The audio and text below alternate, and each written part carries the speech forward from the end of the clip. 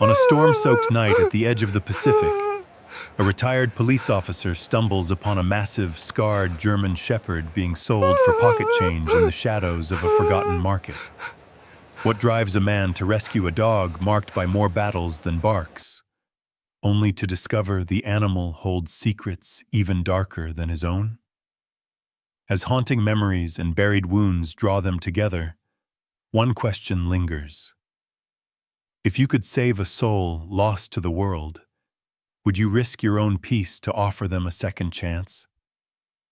How far would you go to heal, to trust, and maybe to let go?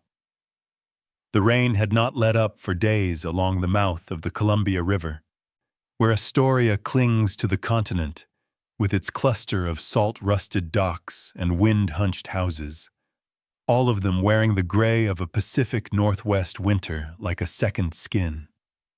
It was the kind of rain that pressed in from the sea and seeped into the marrow, fine, cold, relentless, turning the roads to a patchwork of puddles and the air to a pale mist that made the world feel half-dreamed.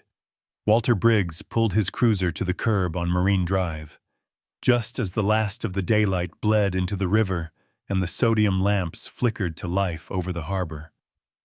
He killed the engine and sat for a moment in the hush, watching the beads of water race each other down the windshield. His hands, large and rough-edged from a lifetime of working both boats and beat, wrapped around a battered thermos. The coffee inside was cold, but he drank it anyway, savoring the bitterness, something alive, something bracing, cutting through the gray. He liked this hour, the pause before evening really settled in, when the fishermen's shouts had faded from the docks and the market stalls were shutting down. It was a time for ghosts, his own, and maybe the town's too. He gathered his coat around him, the fabric stiff and damp, and stepped out into the drizzle. Rain pecked at his cap and slid under his collar. He moved with the unhurried gait of someone for whom solitude had become habit, his boots finding the old rhythm of tide pools and driftwood and empty streets. The open-air market along the quay was thinning out, most of the regulars gone home to soup, and the gentle noise of old radios. A handful of stalls lingered beneath the sagging canvas awnings. A fishmonger cleaning the day's last catch. A woman folding up scarves and trinkets. A boy sweeping puddles from beneath a table of half-priced books. There was a hush to it all, the quiet that settles in when there are more memories than plans left in a place. Then, almost at the edge of his attention, Briggs caught sight of a figure half hidden in the shadow between two closed-up kiosks. A young man, early 20s maybe, narrow-shouldered and raw, with a mop of hair pressed flat by rain and jeans caked in the ochre mud of the riverbank. He was hunched over something large and unmoving, tethered by a knotted rope to the leg of a battered folding chair. It was the dog that stopped Briggs, not the man. Nor the sign, a warped scrap of cardboard reading simply, German Shepherd, $200, no returns. The animal was enormous, an outsized version of the breed, coat mottled by damp and patchy in places, the color of burnt honey and old coal. Even in the murk, Briggs could see the dog's ribs beneath the fur, a scatter of scars along its hindquarters, and one ear nicked and half-folded, as if the world had taken more than its share. The dog's eyes, dark, ambered, and bottomless, did not move, even as the young man shifted, shivering, coughing into his sleeve. Briggs felt something uncoil inside him, old and wordless.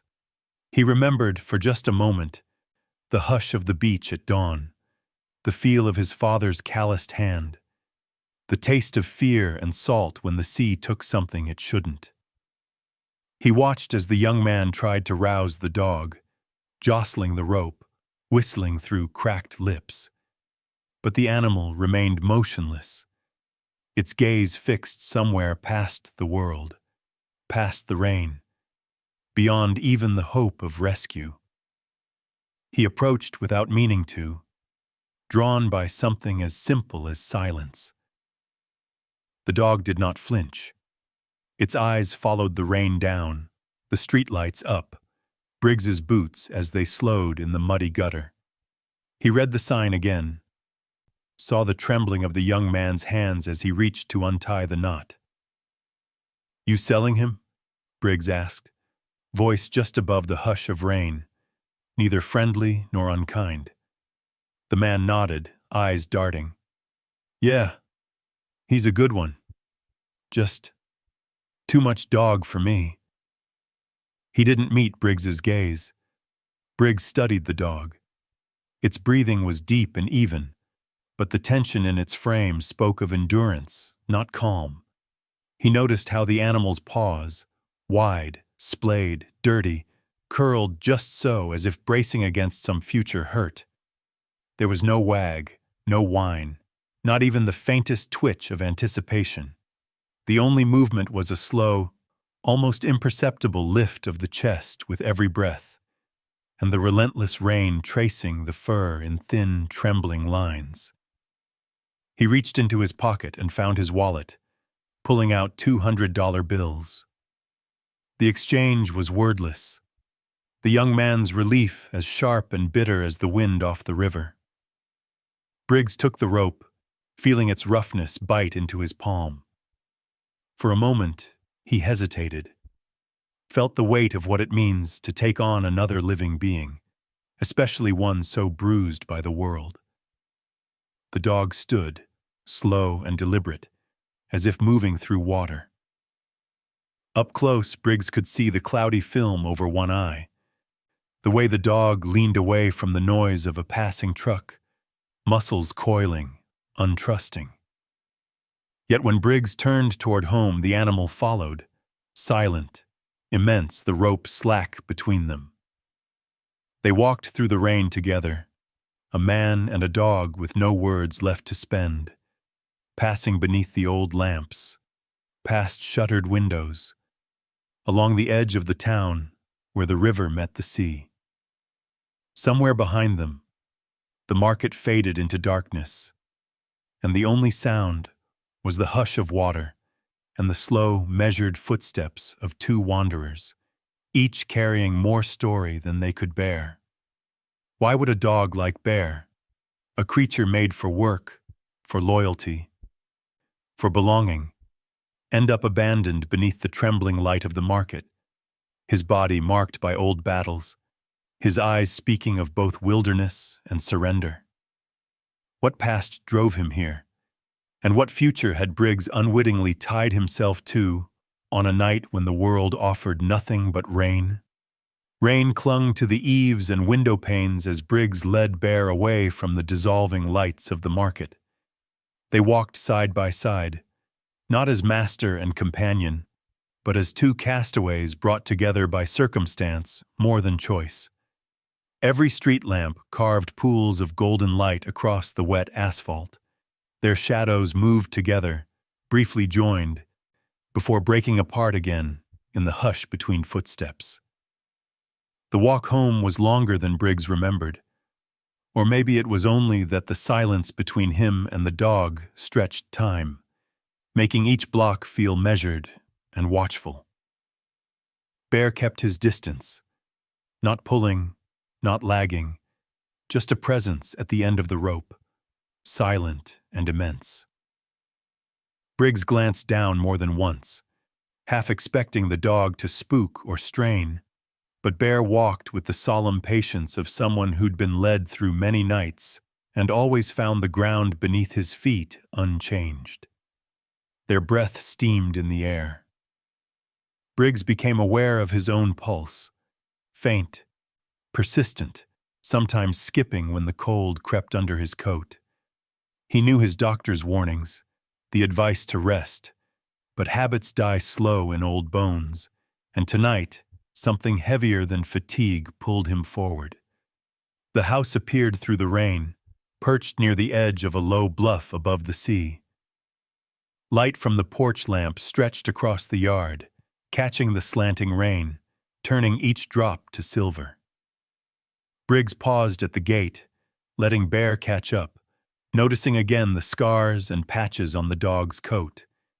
The way he paused before each threshold, waiting, maybe for permission or reprieve.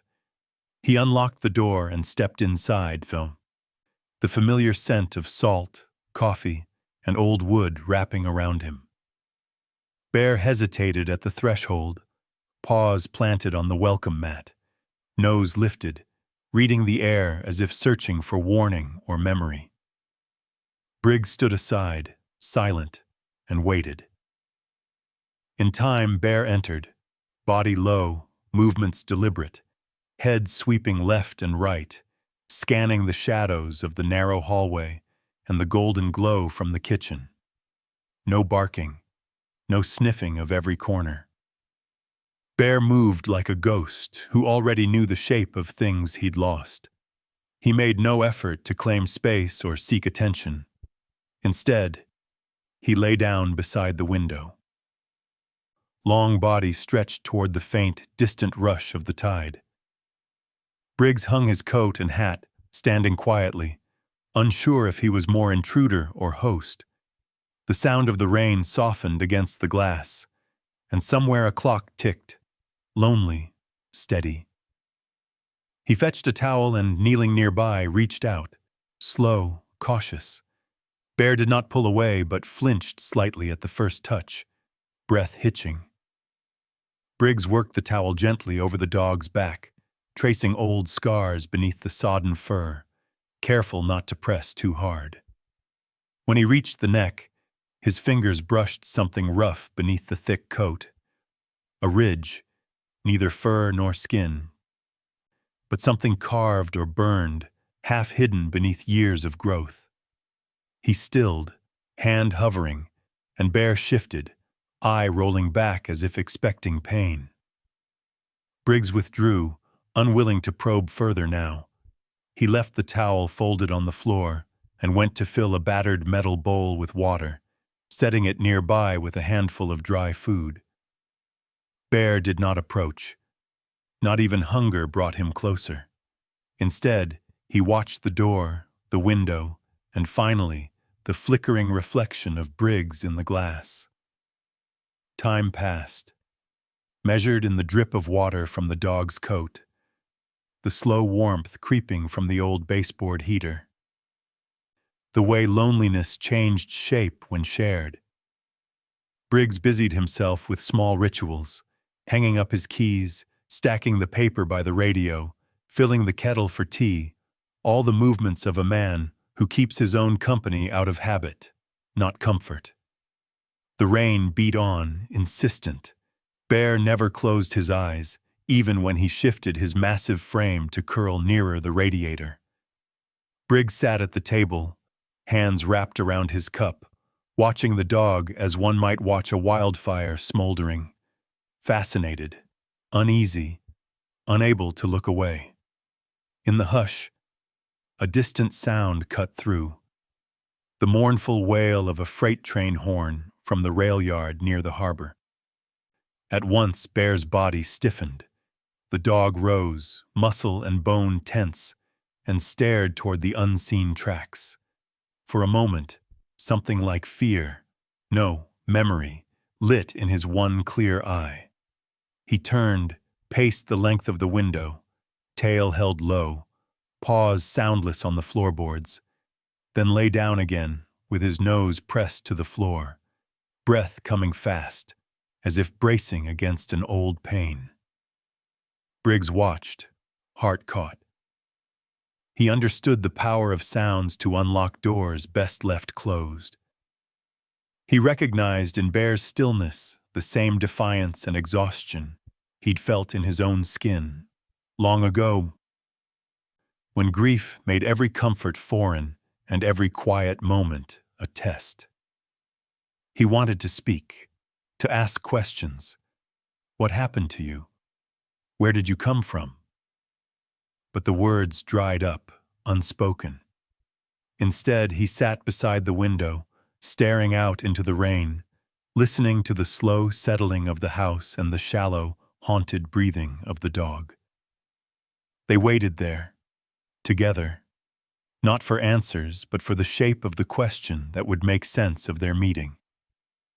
When at last he rose to check the locks and lower the lights, Briggs noticed Bear's eyes tracking him.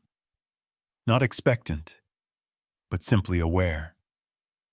Outside, the wind shifted, carrying with it the distant salt of the sea and the faint echo of something unfinished. Briggs, in wiping the dog's neck, discovers a half-erased marking beneath Bear's fur, a code or brand, its meaning hidden. And when the sound of the train stirs something fierce and wounded in Bear, Briggs is left to wonder. What life did this dog survive before being sold in the rain? And why does his body remember pain that even his eyes have learned not to show? The house sat at the edge of the bluff, half facing the endless gray of the Pacific, half turned toward the lights of Astoria flickering in the rain-soaked dark. In daylight it looked sturdy and plain, shingled in weathered cedar and ringed by wild grass. But tonight, with the wind rising and the sea throwing salt at the window glass, it felt smaller. A shell holding two castaways adrift in a world that had narrowed to walls, lamplight, and the thrum of water. Briggs moved through his evening rituals as if guided by memory alone. He placed his wet boots by the door, set the kettle on the stove, arranged the folded newspaper beside the radio that rarely played music anymore. Every movement quiet, deliberate, a kind of choreography he performed for an audience of none. He found himself pausing, again and again, glancing at Bear, waiting perhaps for the animal to stake a claim, to bark, to circle the kitchen in search of scraps or warmth. But Bear made no such demands. Instead, the dog settled into a spot by the front window, body curled tight against the draft, massive head resting on his front paws, watching the sea as if keeping a private vigil. His coat, though mostly dried now, still bore the tang of rain and old earth, a scent that mingled with salt air and wood smoke. Occasionally, he would lift his head at some sound beyond human hearing, a gull calling far out over the breakers, the distant creak of a buoy in the channel, and then let it drop again, as if nothing in this house or world could truly startle him. Briggs prepared a simple meal, soup, bread, a sliver of cheese, setting a piece aside not for Bear, but out of a habit born of years living with loss. He ate slowly, the kitchen filled with the hush of the rain and the occasional snap of the wood stove settling. Across the room, Bear did not move, not even when Briggs cleared the dishes and rinsed them in the chipped enamel sink. He found himself speaking, not quite to the dog, and not quite to himself. "Never had much luck with company," he said, voice barely rising above the quiet. "But you're welcome to stay till you get your bearings." The words hung in the air, unclaimed, neither invitation nor confession. Night deepened. Briggs wound his old wristwatch, the ticking a companionable presence. He checked the door locks and peered out into the storm, watching the surf break against the rocks below. Somewhere in the darkness, a trawler's horn sounded, low and forlorn, and Bear shifted, eyes flicking open, nostrils flaring, then settled again, returning to his watch at the window. Hours passed in silence, the kind that is not empty, but full of everything unspoken. Briggs, at last, readied himself for bed, folding back the faded quilt, placing his reading glasses on the bedside table. He looked at Bear, who made no move to follow, who seemed rooted to his post by the glass, as if expecting someone, or something, that only he could see. Sleep did not come quickly. Briggs lay listening to the storm's breath and the small sounds of the house, a groan of old floorboards, the sigh of wind beneath the eaves, his own heartbeat, unsteady and stubborn. Sometimes he drifted close to dreams of salt spray and childhood, but each time he surfaced, it was to the knowledge of another presence awake under his roof.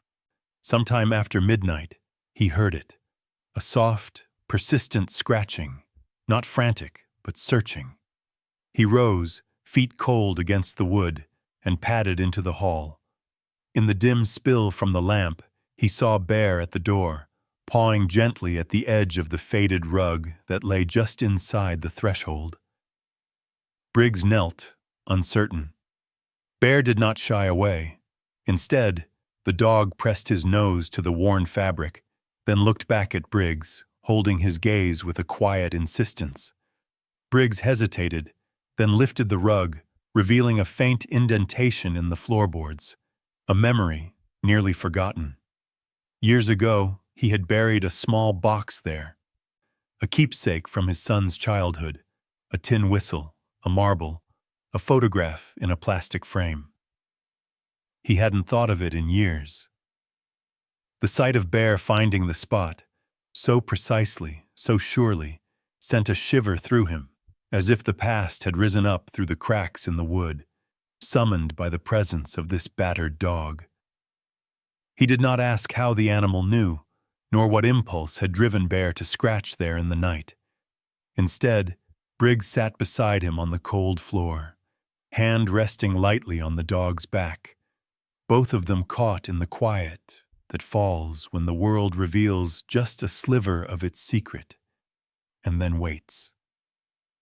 Outside, the storm ebbed, the wind's howl giving way to the softer hush of rain. The clock ticked toward morning, and in the living room, Bear lay down again, this time nearer to where Briggs sat, not touching, but close enough that their shadows overlapped in the lamplight. In the darkness, Bear uncovers the buried memory beneath the old rug, a place only Briggs should know. How could this nameless dog, a stranger to this house and to Briggs's past, have found it so unerringly? The question lingers, unsettling and electric. Who is Bear, truly, and what invisible thread has tied their stories together, here on the edge of the sea? Dawn arrived reluctantly, as if it, too, found it hard to enter a house that seemed caught somewhere between past and present. Outside, the storm had washed the world clean. Salt streaked the windows, and the pale light that filtered through the kitchen curtains was tinged with the silver of a sea mist morning. Walter Briggs woke to the sound of Bear moving quietly from room to room, paws soft on the floorboards, nose close to the ground, as if searching for something lost or half-remembered. Briggs dressed slowly, his joints aching more than usual. He watched Bear pause by the stove, circle the living room once, and finally sit beside the front door, gaze steady and unreadable. The previous night's mystery lingered, coiling in the corners of the house with every silent step of the dog. After a breakfast of toast and eggs, the kind of breakfast he'd once made for a family now scattered to other towns, other lives, Briggs filled the battered thermos with coffee and whistled low. Bear looked up, not startled, but alert in a way that was more question than answer. Briggs hesitated. He wondered if a walk was a kindness or a test. In the end, it was routine, more than mercy, that nudged him out into the chill air. The streets of Astoria felt empty this early, with only the gulls and the distant clang of halyards against masts to keep them company. The town was waking, slow and creaky, as if age had settled into the wood and the stone of every building. Briggs led Bear past to the old canneries, their windows fogged, and up the gentle rise toward Main Street, where the sign for Rodriguez Veterinary, Compassion for All, hung beneath a faded awning. Clara Rodriguez was already outside, scraping frost from her car windows. She wore a red scarf looped twice around her neck, and her breath hung in the air as she glanced over her shoulder, catching sight of Briggs and Bear. There was no surprise on her face. Clara was not the sort to be easily startled, but her eyes narrowed with curiosity. "New partner?" she asked, voice teasing as always, but her gaze had already moved to Bear's uneven gait and the odd way his head tilted at the sound of a car passing nearby. Briggs offered the smallest of shrugs, the kind that left everything unspoken. "Found him last night at the market," he said quietly. "Didn't come with a name." Clara knelt, her movements quick and practiced, but not rushed. She let Bear sniff her hand before gently running her fingers along his ribs, feeling for breaks and bruises. "He's older than he looks," she murmured, part to herself. "Plenty of scars, some old, some new." Her thumb paused at the mark on Bear's neck, hidden beneath the fur, a place Briggs had traced just hours before. "Looks like he wore a muzzle for too long," she said, softer now. "And this—" Her fingers brushed the faint, half-healed line that ran like a code beneath the thick hair. "Did someone brand him?" Bear's body went rigid, but he did not growl or pull away. Briggs felt an ache, deep and familiar, rise in his chest. "Not sure," he answered, and left it there. Inside the clinic, Clara guided Bear onto the scale, scribbling notes in her battered clipboard. She examined his teeth, the old tear in his ear, the cloudy film over one eye. She ran a small flashlight along his vision, and Bear blinked, head turning away from the light, flinching ever so slightly. "You've been through it, haven't you, old boy?" Clara said, her tone softer now, edged with a kind of respect that was hard to name. During the examination, Bear grew restless, circling the waiting room, sniffing the baseboards and the cracked vinyl chairs. Suddenly, with a surprising surety, he pressed his nose into the gap between the wall and an old corduroy armchair in the corner. He dug gently, pawing with deliberate care. In a moment, he pulled out a small, rusted key, tarnished but unmistakably real.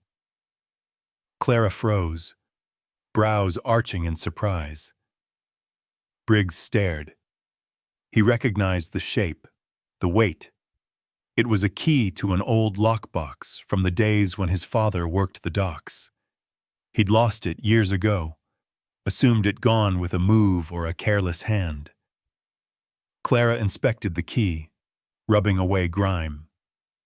"There's something here," she said, holding it up. On the barrel, half buried in green, was a stamped number, half a code, nearly erased by time. But Briggs saw at once the same sequence, the same jagged interruption as the brand beneath Bear's fur. The coincidence, or what seemed like coincidence, tightened the air between them. Bear, oblivious to the human's confusion, sat back on his haunches, head cocked, as if waiting for the next command. Clara glanced up. "You sure you haven't met him before, Walter?" Briggs shook his head, but doubt gnawed at the edges of his memory. On the way home, Bear moved with a new tension. When a garbage truck rumbled past, he flinched hard, muscles bunching, but did not bark or bolt. Instead, his eyes tracked the distant harbor, following the echo of steel on steel and the sudden blare of a ship's horn. For an instant, his whole body seemed to hum, caught between fear and longing. Back at the house, Briggs turned the key over in his hand, the cold metal growing warm. Bear lay at the foot of the stairs, watching him, silent. The morning was bright, but there was a weight in the air, a sense of questions thickening histories stirring, and the strange certainty that nothing that had happened since the rain began was accidental. The key Bear uncovered matches the broken code branded beneath his fur. Is this only a twist of fate? Or has Bear been shaped, trained, perhaps programmed, to find the things that others have lost, carrying secrets in his body that even he cannot remember? The days that followed blurred together, soft-edged and unhurried, as if the town itself had entered a kind of hibernation.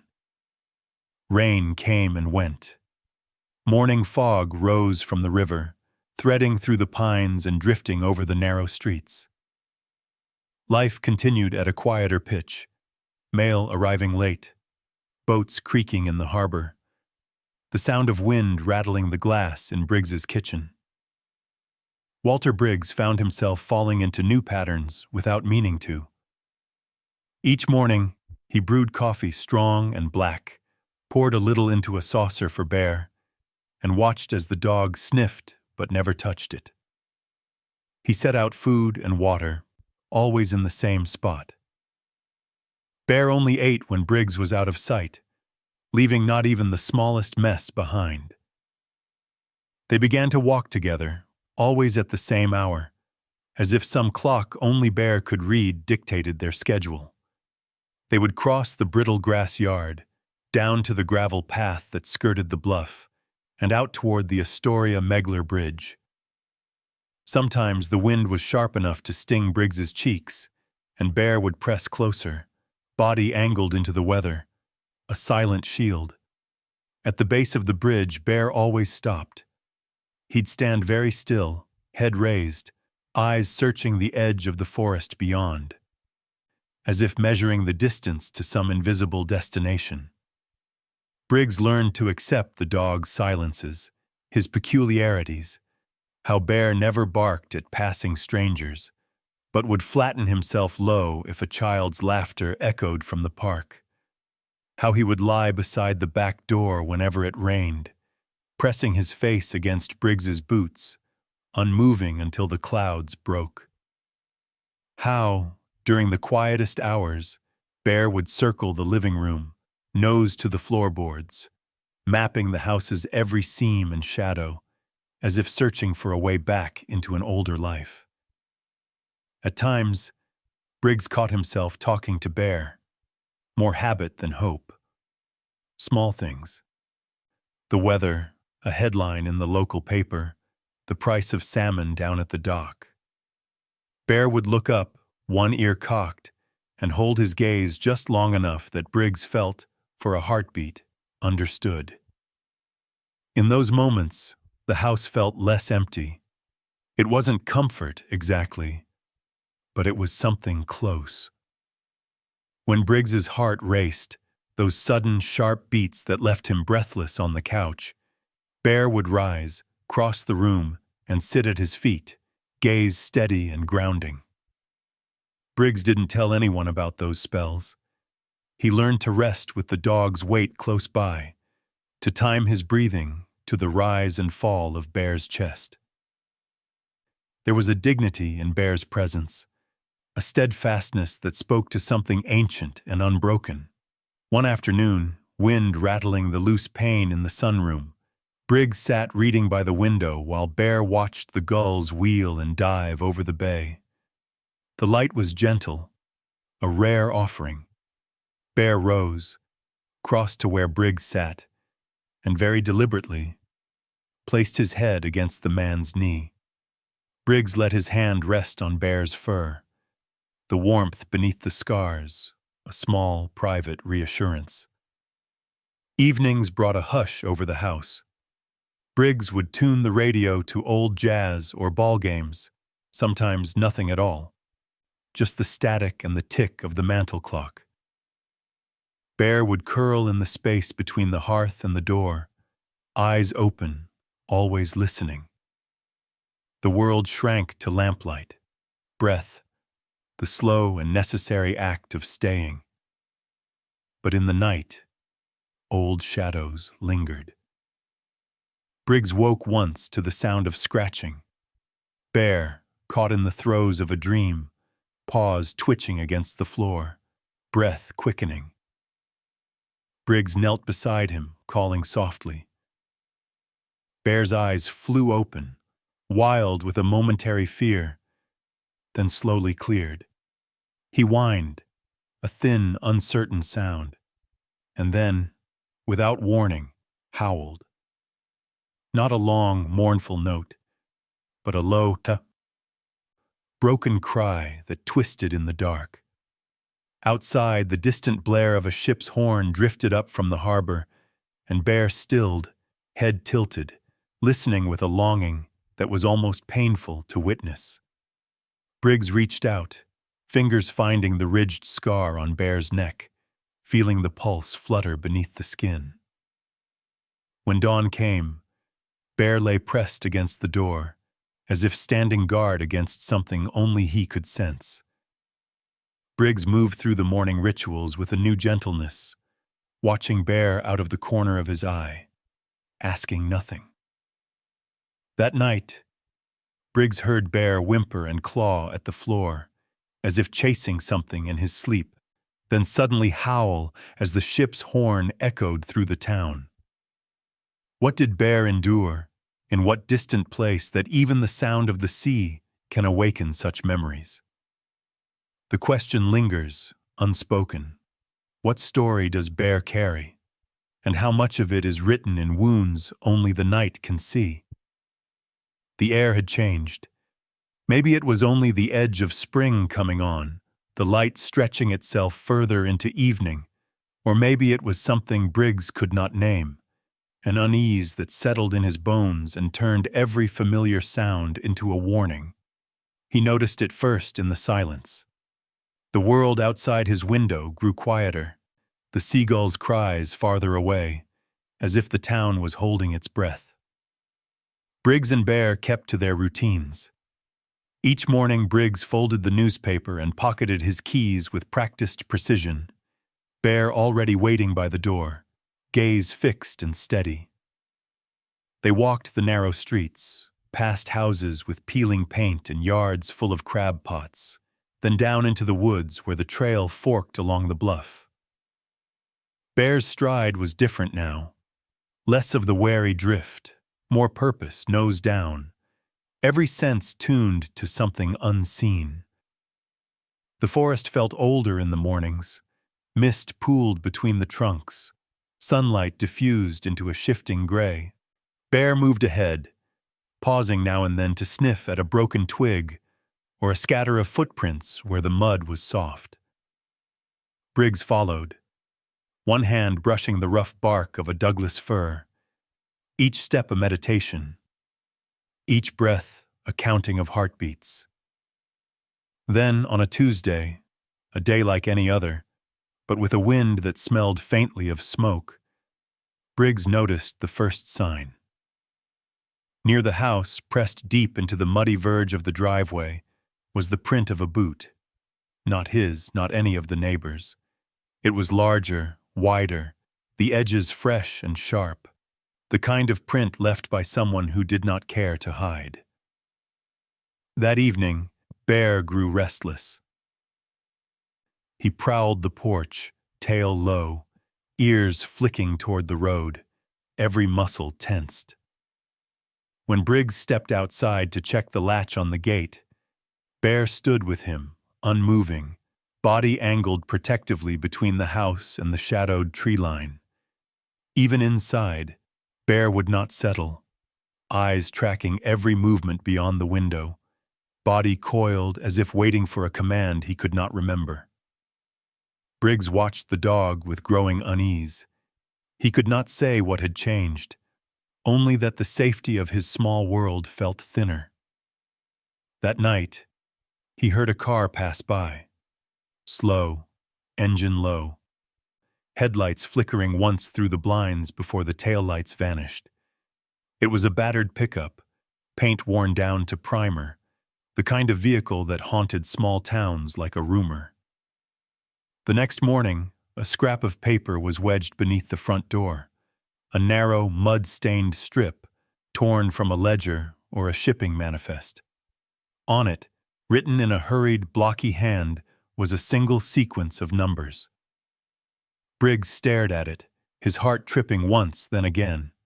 The numbers matched the scarred code beneath Bear's fur. He turned the paper over, searching for meaning, but there was nothing else. Bear came to stand beside him, nose twitching, eyes dark and grave. For a moment, Briggs felt the old ache, loneliness sharpened by fear. He remembered as a child, listening for the scrape of his father's boots on the porch, a promise that the night would end and safety would return. Now, in this quiet house, he was both the watcher and the watched, guardian and the guarded. He tucked the slip of paper into his wallet, beside the old photograph of his son, and moved through the day as if nothing had changed. But he locked the doors earlier, checked the windows twice, and kept the porch light burning through the fog. Bear patrolled the rooms, circling, listening, waiting for the sound that would bring the past crashing into the present. In the woods, Briggs found another sign, a crushed cigarette butt near the back fence, the faint trace of boot prints leading away toward the logging road. He knelt in the mud, Bear close at his side, and pressed his hand to the earth. The cold seeped through his skin, a reminder that sometimes danger is not loud or violent, but patient, willing to wait in silence until the moment is right. At dusk, Bear stood at the window, muscles quivering, tail rigid, eyes fixed on a place in the gathering dark. Briggs sat in his old armchair, hands folded, listening to the tick of the clock and the shallow rhythm of his own breath. The town was quiet, but it was not the comfort of old routines. It was the hush before something breaks. Briggs finds a slip of paper with a code matching the mark on Bear's neck and discovers new boot prints and evidence of a stranger's presence near the house. Who is searching for Bear, and what do the numbers mean? The danger has come close, but the answers remain just out of reach, like the memory Bear cannot name, coiled tight within his bones.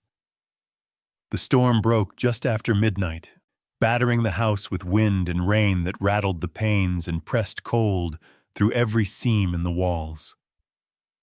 Briggs lay awake, heart thumping unevenly, his thoughts circling the code on the slip of paper, the boot prints in the mud, the way Bear now moved through the house at night, restless, vigilant, unwilling to sleep. The wind howled, carrying the sharp scent of salt and wet earth. Rain hammered the roof in bursts, but beneath that noise there was something else. A creak, a faint thud. So slight, it might have been a trick of the old house. Briggs slipped from his bed, feet chilled against the floor, and crossed the hallway. Bear was already at the door, body tense, hackles raised, muscles rigid with purpose. For a heartbeat, the house held its breath. Then came the unmistakable shuffle of feet on the porch, the soft metallic rattle of a lock picked or pried. Briggs's hand hovered over the baseball bat he kept behind the coat rack, an old habit, not born from violence but from knowing the world could turn hard at the edges. He barely had time to move before the door shook in its frame. Bear planted himself before the door, a silent wall of muscle and will. The dog did not bark or growl.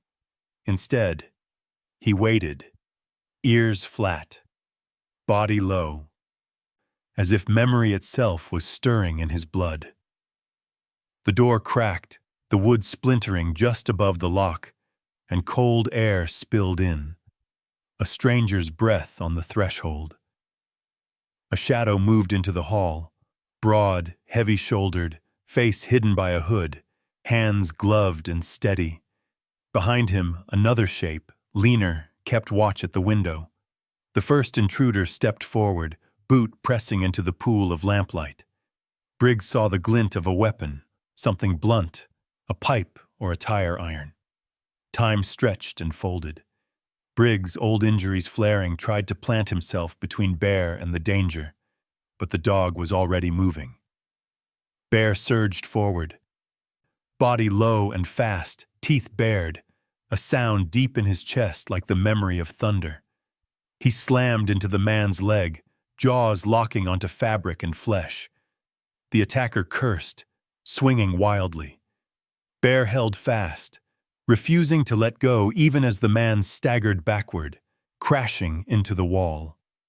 The second figure lunged for Briggs, who gripped the bat in both hands, body shaking, muscles burning with fear and old anger.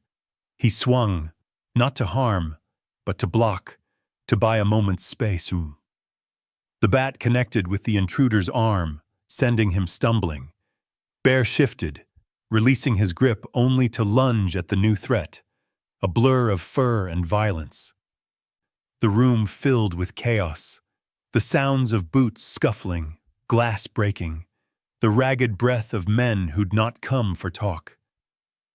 Briggs felt the world contract to the thud of his heart, the flash of pain in his chest, the sight of Bear, blood along his leg from a reopened wound, mouth flecked with foam, eyes burning with something old and unbreakable. In the confusion, one of the intruders dropped a bundle of papers, yellowed, damp, marked with the faded logo of a company Briggs recognized from childhood. Northline Mining and Aggregates. He barely had time to register the name before the men retreated, cursing, fleeing into the storm. Bear lunged after them but stopped at the threshold, body heaving, blood dripping onto the wet floorboards. For long minutes, only the sound of rain remained. Briggs knelt beside Bear, hands gentle on the dog's head, voice low and steady. "Easy, boy. Easy." Bear's chest rose and fell, each breath laced with pain but also pride. Something awakened, something fiercely alive. Briggs gathered the fallen papers, his hands shaking. The name on the letterhead was almost lost to water stains. But there, above the old company crest, was a roster of dogs, a list of numbers, breeds, dates. Next to one entry, the code carved into Bear's neck, half struck through, as if someone had tried to erase it. He pressed his back to the door, trying to still the tremor in his hands. Bear pressed close, seeking warmth, his head heavy on Briggs's thigh. The attack had left the house in shambles. A broken lamp, muddy boot prints, the coppery scent of blood lingering in the air. Yet in the wake of violence, a strange calm settled. Bear, wounded but standing, watched the door, not for the enemy, but for the space beyond, as if expecting someone else, a master, a memory, a call to return. Outside, the storm softened. The world beyond the porch was blurred and unfamiliar, but inside, Briggs felt a clarity he had not known in years. The danger was real now, not a shadow in the woods or a mark in the mud, but a presence that had crossed the line between past and present. He stroked Bear's fur, feeling the tremble in his own chest, the dog's steady heartbeat, and knew without words that their stories were now knotted together by something fiercer than fear. Among the scattered papers, Briggs finds documents linking Bear to Northline Mining, the place where the dog was once kept. The intruder's warning still echoes. That dog doesn't belong to you. Whose claim is more real, the law of blood and old wounds, or the quiet loyalty that binds two souls in the dark? And what would they be willing to risk now to remain together? A stillness followed the storm, the kind of hush that settles over a place once it's been seen and shaken by violence. In the days after the break-in, the house felt more fragile, but something had changed between Briggs and Bear. The bond between them, shaped first by caution and silence, had hardened now, tempered by the memory of standing together against the dark. Bear's wound was not deep, but Briggs dressed it carefully each morning, fingers gentle, voice soft in the half-light. Bear endured it all in stoic silence, Tom, only the flicker of his gaze betraying pain or memory. The documents Briggs found that night lived on the kitchen table, damp corners curling upward as he pored over them in the slow hours between breakfast and dusk. The company name, Northline Mining and Aggregates, echoed with the weight of old stories. A business long shuttered, its people scattered, its secrets left to rot among the rain-sunk timbers and the wind-torn fields east of town. Among the lists of animals, some names were crossed out, others underlined. Next to Bear's code, a sequence of transfer dates, owners, and a final note: returned, property unfit, security risk. The line was almost erased, as if whoever wrote it hoped the past would dissolve if ignored. Briggs turned the key Bear had uncovered in the clinic, feeling its cold teeth bite into his palm. He knew what he had to do, though dread pressed against his ribs like a bruise. He called Clara, told her about the papers, the attack, the mark on Bear's neck. Her silence was heavy, then she agreed to help. "If there are others," she said, "we need to know." The next morning, they drove east, the truck rattling over patched roads and through curtains of drifting mist. Bear lay in the back, pressed against the window, eyes following every shifting shadow. The forest gave way to scrub and old logging roads, a landscape scarred by time and forgetting. At last, they reached the edge of Northline's abandoned yard, rusted machinery half buried in brambles, warehouses with roofs sagging inward, the old security gate bent and twisted by years of storms. Briggs stepped out first, boots crunching on gravel. The air was heavy with the scent of creosote and mold, mingled with the mineral tang of stone. Bear emerged behind him, ears pricked, nose working furiously. Clara adjusted her jacket, her eyes sharp, scanning for signs of life, animal or human. They walked together across the yard, past a shed with its door half torn from its hinges, to the main building. Inside, the light filtered in thin gray columns through broken panes. Dust drifted in the air, motes swirling, settling on crates, chains, and the skeletons of old equipment. Bear moved with purpose, pausing at a heap of old crates, then nosing a battered metal door half hidden behind a stack of pallets. Briggs approached, feeling the cold dread again. He tried the handle, but it was rusted shut. Bear pawed at the seam, body tensed, as if remembering another life in which doors like this marked the boundary between captivity and open sky. With effort, Briggs forced the door open. It groaned, scraping across the concrete. The smell that emerged was thick with memory. Stale straw, oil, the unmistakable musk of animals kept too long in the dark. They stepped inside, flashlights sweeping across the gloom. Along the far wall, old cages sat in a row, most empty. Doors twisted open, metal bars chewed and bent. In the dust, Briggs saw faint paw prints, as if the ghosts of dogs still circled, waiting for command or release. Bear approached one cage, nose pressed to the bars. He stood there a long time, unmoving. Clara read faded tags tied to the doors. Names, dates, numbers. On one tag, the code from Bear's neck, matched by a sequence on a manila envelope pinned to the wall. Inside the envelope, they found transfer records. Bear had been moved from owner to owner, passed off as defective, too difficult, too much dog. There was a note from one manager. Returned again, does not break, will not submit. Briggs's chest tightened as he read. He looked at Bear, standing so still in the half-light. He thought of the dog's scars, his silences, the way he flinched from kindness and remembered pain more keenly than comfort. You were never broken, Briggs whispered, voice trembling. Just never given a real home. Clara gathered the files, her hands shaking. There may be others, she said, voice rough with anger. They used these dogs, then abandoned them. We need to tell someone. We need to find out if any are still out there. They left the warehouse as the light faded. The horizon streaked with the soft gold of evening.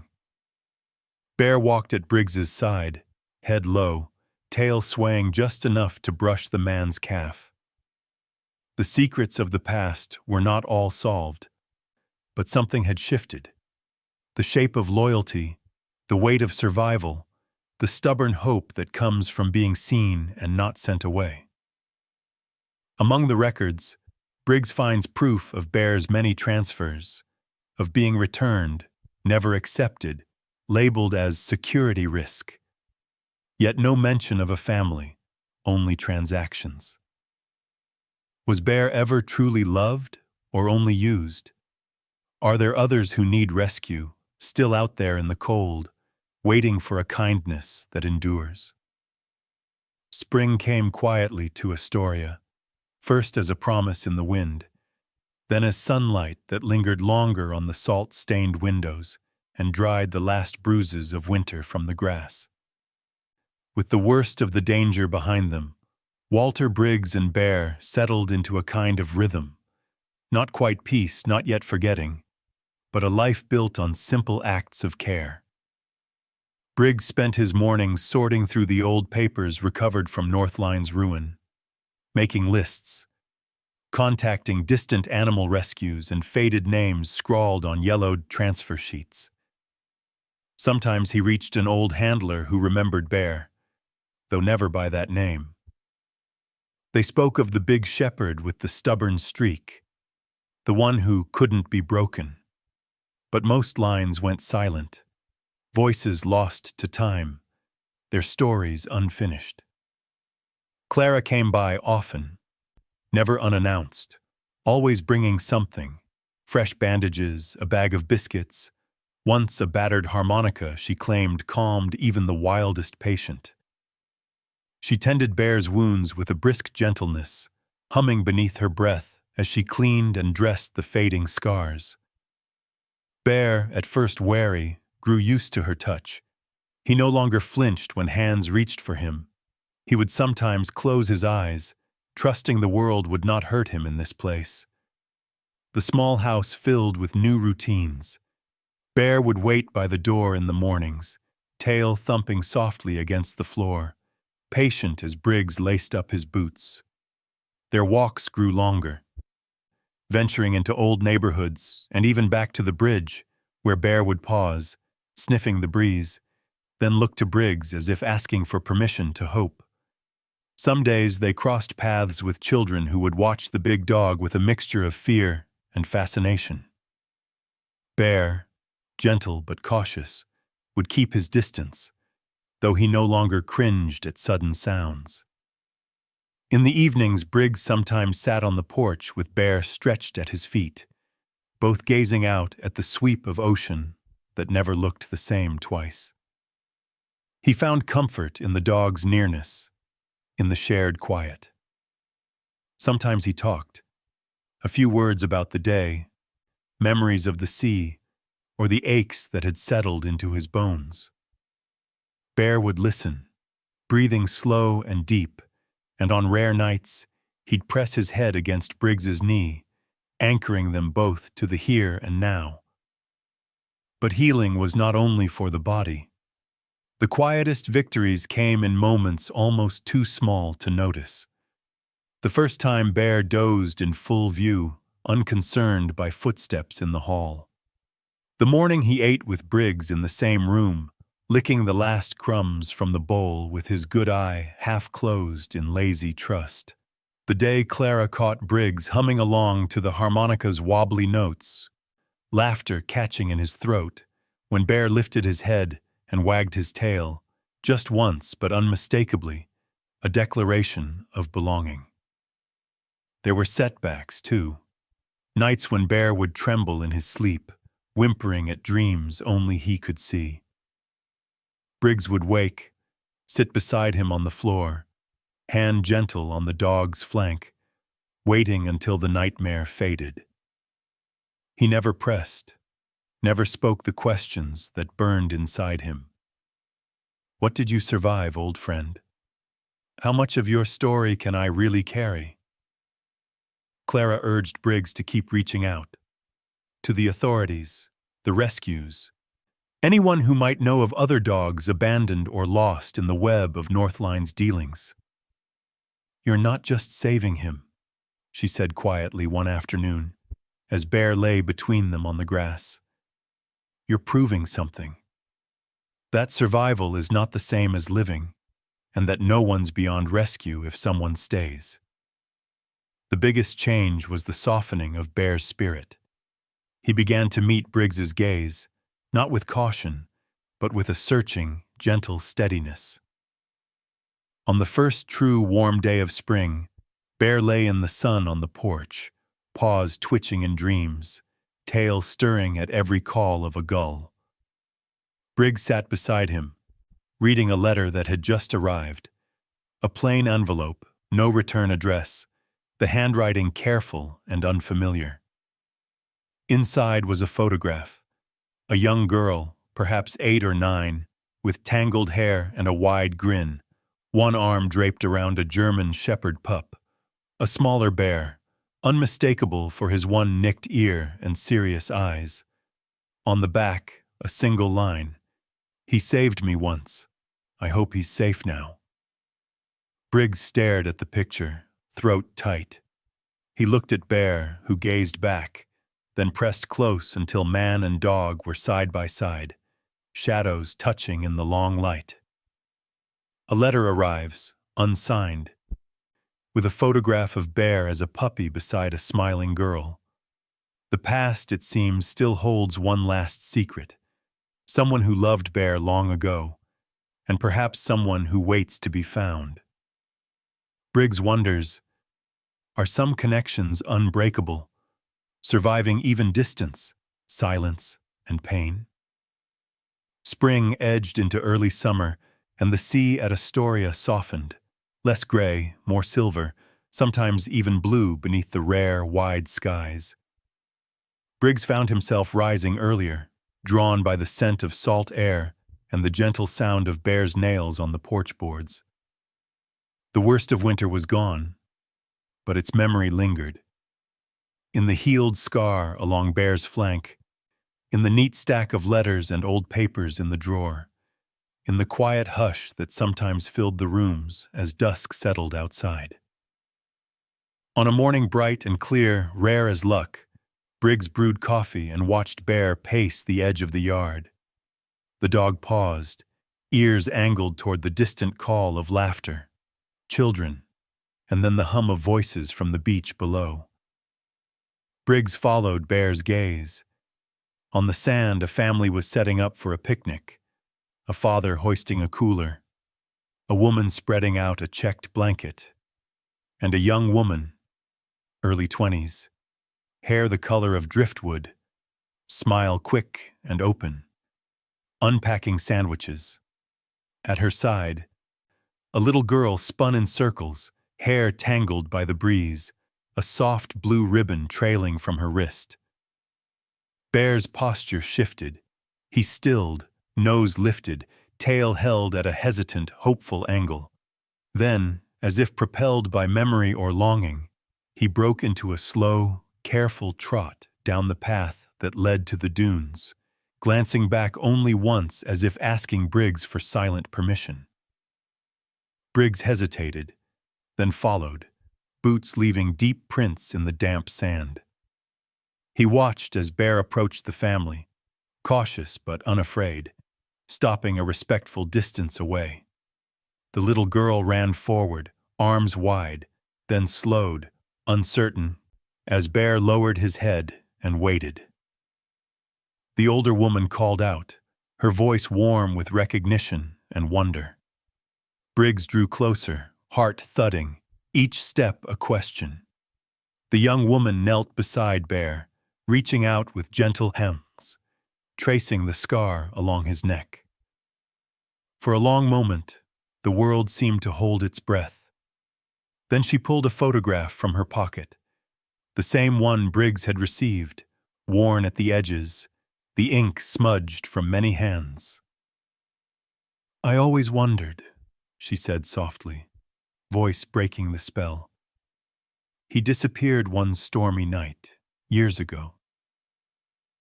We searched everywhere." Her gaze was steady, but her hands trembled as she stroked Bear's head. "I was just a kid then, but I never forgot."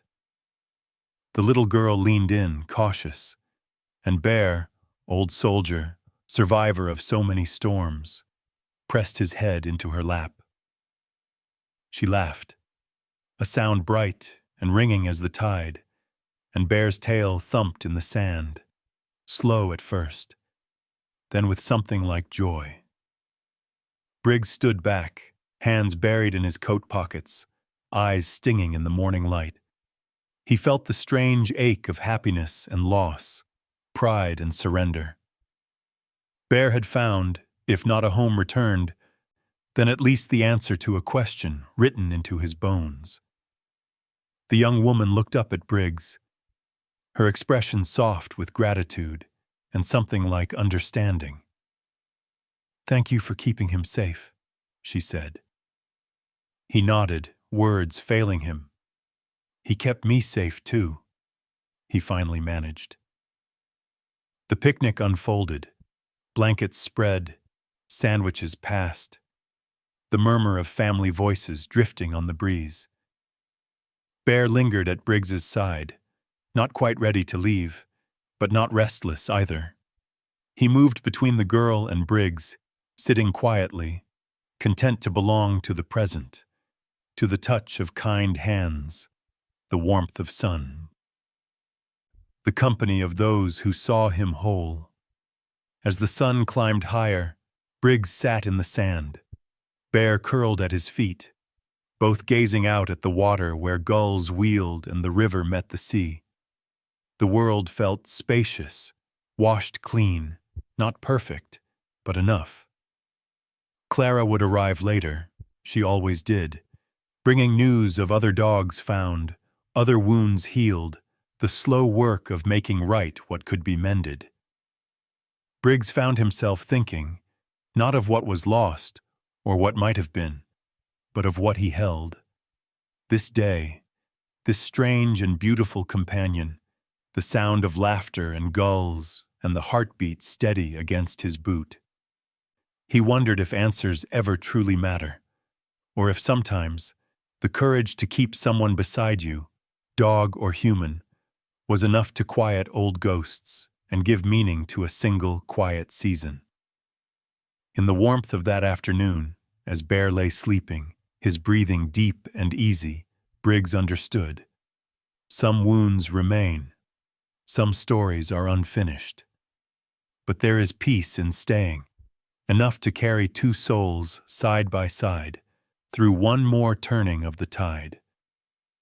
As the sun set behind the bridge, Briggs looked at Bear and realized, perhaps the truest redemption is not found in knowing the whole story, but in daring to love, to trust, and to remain, even for just one quiet, healing season. Sometimes the greatest journeys begin with a single act of quiet courage, a man who opens his door to a broken stranger, a dog who dares to trust again after a lifetime of hurt. In the hush of ordinary mornings and the soft light of an ending day, we remember. Belonging is not about perfection, but about choosing over and over to stay by someone's side, even when the world tries to pull you apart. Perhaps the truest kind of healing comes not from answers, but from presence, from listening, from gentle hands, from believing that every scar carries a story worth honoring. If this story touched you or reminded you of a time when you or someone you love found hope in an unlikely place, I invite you to share your thoughts below. Tell us who or what has been your bear. How have you found comfort, meaning, or second chances in the smallest of moments? Your stories may offer healing to others, just as Bear and Briggs did for each other. Thank you for being part of this journey. If you'd like to see more stories of quiet courage and the unbreakable bonds between people and their loyal companions, please let us know what touched your heart most, and consider joining our community by subscribing or sharing your own story below. May every home know the warmth of trust, and every soul find a place to belong.